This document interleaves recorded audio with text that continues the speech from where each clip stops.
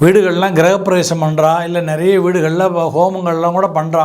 ஆனால் இந்த ஹோமங்கள் எந்த ஹோமங்கள் பண்ணாலும் சரி, யாகங்கள் பண்ணாலும் அதுக்கு இந்த பூமி சம்பந்தம் வேணும். பூப்பிரஸ்தம்னு பேர். ஒரு காலத்தில் வீடுகள்லாம் இண்டிவிஜுவல் வீடாக இருந்தது. அதனால் தனித்தனி வீடாக பூமியிலே இருந்ததுனால ஹோமங்களை வீட்டில் வச்சே பண்ணும்போது தரைத்தளத்தில் கிரவுண்ட் ஃப்ளோர்லேயே பண்ணுவாள். பூஜையெல்லாம் பண்ணுவா, யாகங்கள்லாம் பண்ணுவாள். அந்த பூமியோடைய சம்பந்தம் இருந்தது. இதுக்கு பூப்பிரஸ்தம்னு பேர். இன்றைக்கி பார்த்தீங்கன்னா அடுக்குமாடி வீடுகள், அப்பார்ட்மெண்ட்டு 20 மாடி 30 மாடின்னு போயிடுது. இப்போ இந்த மாதிரி இடங்களில் யாகங்கள் பண்ணும்போது, ஹோமங்கள் பண்ணும்போது அவங்களுக்கு பூமி சம்பந்தம் ஏற்படாது. அப்போ அதுக்கு ஒரு மாற்று வழிமுறைகள் இருக்குது.